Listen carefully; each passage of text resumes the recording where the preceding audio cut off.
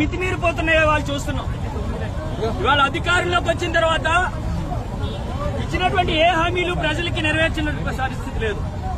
ఇవి ఎక్కడ ప్రజలు అడుగుతారనేటువంటి ఉద్దేశంతో సైడ్ ట్రాక్ పెట్టించేటువంటి విధంగా అనేక కార్యక్రమాలు చూసాం. కానీ ఇవాళ మా మీద గాని, మా నాయకుల మీద గాని, మా కార్యకర్తల మీద గాని అనేకమైనటువంటి దాడులు చేస్తున్నారు. అయినా భరిస్తూ వచ్చాం. కానీ ఈ రోజు మా అందరి దైవం, ఇవాళ మా అందరి దైవం దివంగత మాజీ ముఖ్యమంత్రి వర్యులు రాజశేఖర రెడ్డి గారి విగ్రహాన్ని ఇవాళ పెందుర్తి కోడల్లో రాజశేఖర రెడ్డి గారి విగ్రహాన్ని తీసి కాలంలో పడేసినటువంటి పరిస్థితి.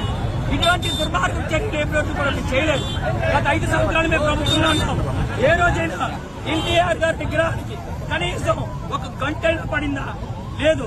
కానీ ఈ రోజు రాజశేఖర రెడ్డి గారి విగ్రహాన్ని తీసి కాలంలో పడేసినటువంటి పరిస్థితి అంటే ఈరోజు ఎంత అరాచకమైనటువంటి పాలన కొనసాగుతుందో మనం చూస్తున్నాం. ఇది ఎవరు చేశారు, ఎవరు ప్రేరేపణతో జరిగిందనేటువంటిది మాకు తెలియాల్సినటువంటి అవసరం ఉంది.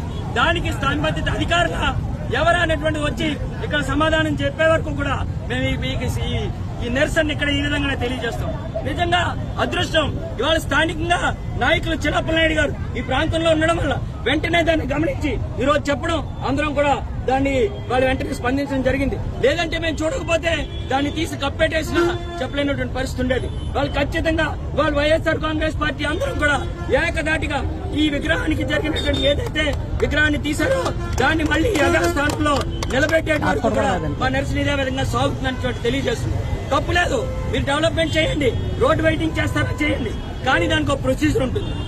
ఒక మాజీ ముఖ్యమంత్రి వర్యుడు, ఒక దివంగత ముఖ్యమంత్రి విగ్రహాన్ని తీసినప్పుడు కనీసం ఆ పార్టీలో ఉన్నటువంటి వాళ్ళకు నోటీస్ ఇవ్వాలి. నోటీస్ ఇస్తే దాన్ని మీకు ఇబ్బంది లేకుండా మేమే తీసి జాగ్రత్త పెట్టుకునేటువంటి పరిస్థితి ఉంటుంది. కానీ అలా కాకుండా ఇష్టానుసారంగా తీసి పోలను పడేసేటువంటి పరిస్థితి, కాలంలో పడేసేటువంటి పరిస్థితి చాలా దుర్మార్గం. దీన్ని ఎట్టి పరిస్థితుల్లో కూడా ఉపేక్షించేది లేదు. ఈ ఉద్యమాన్ని ఎంతవరకైనా కొనసాగిస్తామని చెప్పి తెలియజేస్తుంది.